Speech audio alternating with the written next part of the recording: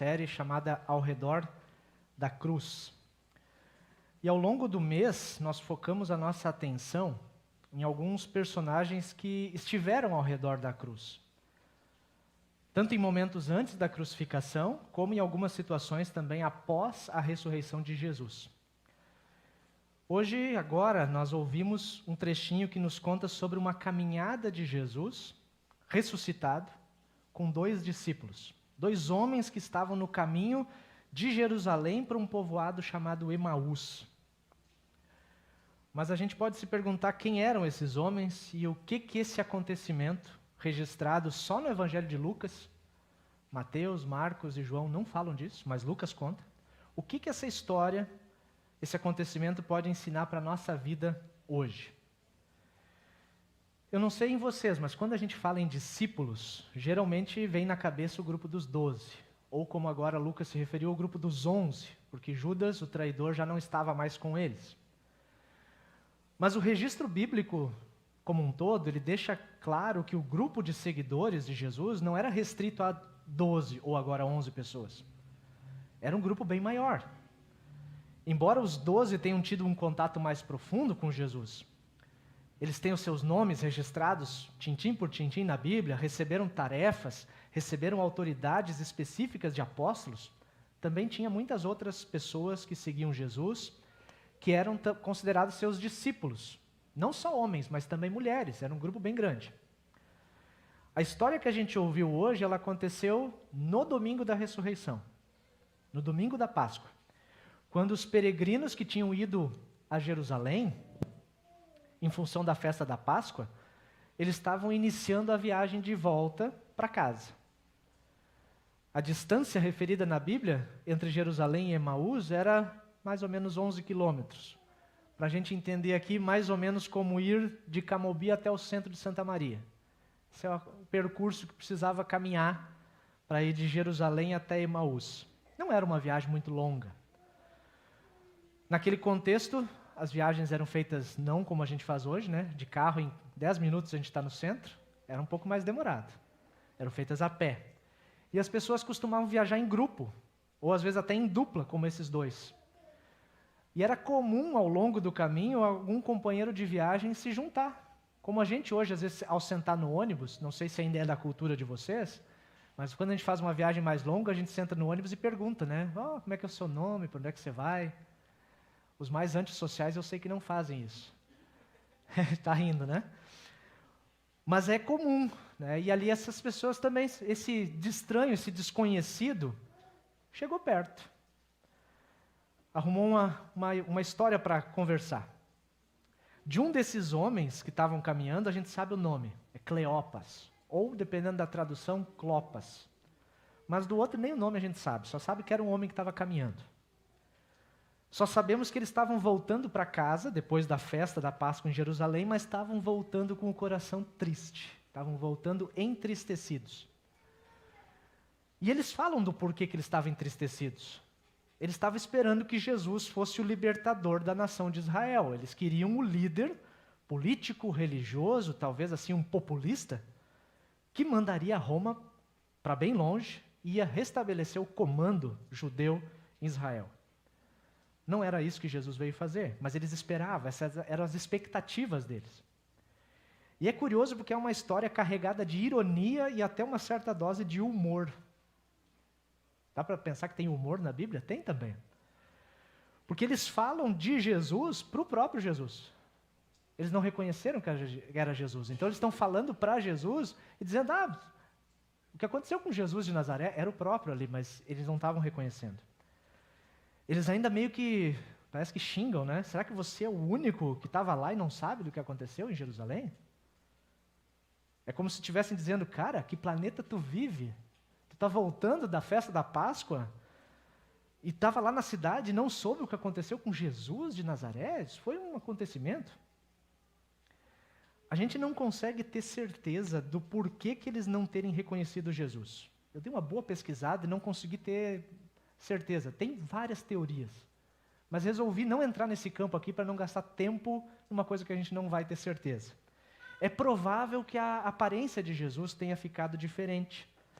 depois da ressurreição, o corpo glorioso de Jesus ressuscitado, o mais provável é que não seja exatamente igual à aparência que ele tinha antes da ressurreição. Só que a Bíblia também diz que os olhos deles estavam impedidos de reconhecer Jesus. Nova tradução na linguagem de hoje diz que alguma coisa não deixou que eles reconhecessem. Bom, a história a gente já acabou de ouvir na leitura bíblica, então eu quero passar direto para algumas conclusões que a gente pode pegar de toda essa história. Alguma coisa de prático para nós. Alguns psicólogos cristãos enxergam nessa história um modelo de aconselhamento, nesse trecho dos discípulos caminhando e encontrando Jesus nesse caminho. Porque aqueles dois que estão caminhando, eles estão em crise. Eles estão muito decepcionados com o fato da morte de Jesus. Eles não esperavam isso. Eles estavam entendendo que Jesus ia ser um mestre diferente. Essas crises, esses rostos entristecidos, muitas vezes também a gente sente, também a gente fica assim. Porque às vezes as nossas expectativas, aquelas que a gente cria, também acabam morrendo. A gente fica decepcionado com uma porção de coisas. Às vezes até decepcionado com a vida. Às vezes a decepção é com um irmão de fé. A gente nem tem coragem de dizer, mas às vezes a nossa decepção é com o próprio Deus. E a gente precisa ter essa coragem de dizer isso e pensar, olha, eu estou decepcionado com Deus. Porque a crise faz com que os discípulos procurem ajuda e aceitem compartilhar o caminho com aquele desconhecido que está se aproximando. Muitas vezes são as crises que abrem o nosso coração para compartilhar a caminhada da vida com alguém ou com o próprio Jesus. E eu anotei aqui 3 pontos que podem ser importantes no enfrentamento de uma crise. Seja uma crise nossa ou de alguém que está perto da gente. A primeira coisa que brota dessa passagem que a gente leu é a escuta e as perguntas esclarecedoras. Jesus teve tempo para escutar e fazer perguntas sobre o que estava angustiando aquelas 2 pessoas, aqueles 2 homens. E é curioso porque Jesus, mesmo sabendo o que tinha acontecido, era com ele que tinha acontecido, ele aceita aquele ressentimento da crítica ácida dos 2, né? Que mundo tu vive? E ele ainda provoca a pergunta, mas que coisas? Que coisas são essas que aconteceram lá e que estão deixando vocês angustiados? Me contem o que foi que aconteceu em Jerusalém. E a pergunta faz os 2 darem uma parada. E obriga a olhar para aquilo que a gente muitas vezes não quer ver. A partir da pergunta, eles começam a relatar. Eles falam, tem um expressar da dor para alguém que está ouvindo. E esse ouvinte acaba se tornando uma testemunha do sofrimento que é meu, quando eu verbalizo, quando eu falo disso. Quando a pessoa conta a sua história, dizem os psicólogos, acontece uma reorganização interna. Você tem que organizar as ideias para contar para outra pessoa. Enquanto alguém fala das suas crises, fala dos seus traumas, uma reorganização interna vai acontecendo. E as crises vão sendo ressignificadas, ganham um significado diferente na nossa vida. Muitas vezes a gente até pergunta, talvez por costume, a gente encontra alguém e diz, oi, como é que você está? Mas na maioria das vezes a gente nem quer ouvir de fato como a pessoa está. Não é? Eu já me arrependi muitas vezes de perguntar, como é que você está? E a conversa foi longe. E a gente não tem tempo para ouvir. Se o outro começa a falar dos seus problemas, a gente logo já vai cortando, né? Dizendo, olha, isso vai passar, você precisa ser forte. Não é assim que a gente diz? Jesus vem aqui e nos ensina a ouvir, a perguntar e a deixar a pessoa se expressar com as suas próprias palavras. É preciso tempo. É uma coisa escassa na nossa realidade, mas a gente precisa ter isso. Não é bom cortar esse tempo, mesmo que a gente já saiba uma resposta que talvez vá aliviar. Mas é importante dar tempo para que a pessoa que sofre possa desabafar e pelo desabafo ir se aliviando também. Nessa nossa época em que todo mundo quer falar, está em falta bons ouvintes. Está em falta. Faltam pessoas que realmente dediquem tempo para ouvir. Hoje em dia a gente paga para um psicólogo para ele ficar 1 hora nos ouvindo. A segunda coisa que eu quero destacar hoje é a conexão que Jesus faz com a palavra de Deus. Jesus investiu tempo não só para ouvir aqueles dois, mas também gastou tempo para explicar as Escrituras, mostrando o nexo, como é que junta uma coisa com a outra, o nexo de todas as coisas. E olha como é importante que a gente tenha alguém que se dedique a explicar as Escrituras, não só num dia, mas ao longo da nossa caminhada de vida. O Jesus ressuscitado mostrou pela Bíblia que tinha um nexo, tinha um começo, um meio e fim entre o sofrimento e o plano redentor de Deus. Não foi só aquele recitar de versículos de memória. Jesus não chegou para eles e diz: entrega teu caminho ao Senhor, confia nele, o mais ele fará. Que esse a gente memoriza para dizer para alguém que sofre. Mas Jesus gastou tempo, foi uma conversa demorada ao longo de todo o caminho, e pelo jeito esse caminho durou quase um dia. E Jesus, começando por Moisés, ou seja, nos primeiros livros da Bíblia, que os primeiros são escritos por Moisés, e depois por todos os profetas, passou por tudo que tinha na Bíblia, que eles tinham no momento, o Antigo Testamento, foi explicando o que tinha que acontecer com o Salvador, com o Messias. E a gente percebe que Jesus não se impõe. Ele deixou aqueles dois homens irem ditando o ritmo. Tanto que, chegando no povoado, ele faz menção como quem, tá bom, até mais, né? Foi boa a caminhada. Mas eles convidaram Jesus. A conversa foi tão interessante que ele convidou para ficar com eles. E Jesus aceita, então, esse convite. E aí o aprofundamento na palavra se deu numa comunhão mais íntima. Aí foi ao redor da mesa. Ao redor da mesa são as maiores conversas que a gente tem na vida, são ao redor da mesa com pessoas que nos são queridas. E foi no partir do pão que as escamas dos olhos caíram. Quando Jesus partiu o pão, é curioso porque quem deveria ser o anfitrião era o dono da casa, mas eles parecem que cederam espaço para Jesus. Jesus já foi servindo, pegou o pão, partiu, deu graças, e eles reconheceram, é Jesus, o cara está vivo. Nesse momento, o cara some, sumiu, desapareceu da presença deles. Talvez um indício de que naquele momento não era mais necessário que os olhos físicos vissem Jesus ressuscitado. Agora Jesus estava querendo ser encontrado no pão e no vinho, partilhados na mesa da comunhão.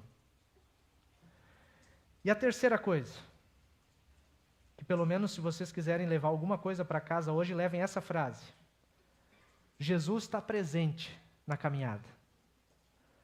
Jesus está presente na nossa caminhada.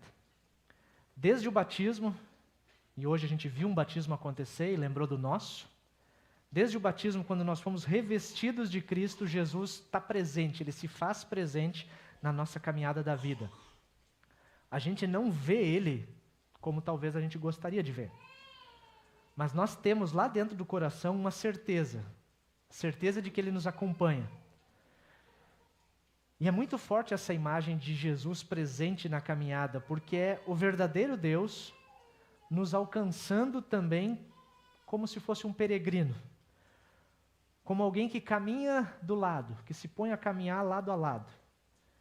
É Ele quem nos alcança nos nossos caminhos de desilusão, é Ele quem se aproxima, puxa uma conversa, vai nos ajudando a ressignificar as nossas dores e acaba nos impulsionando numa outra direção.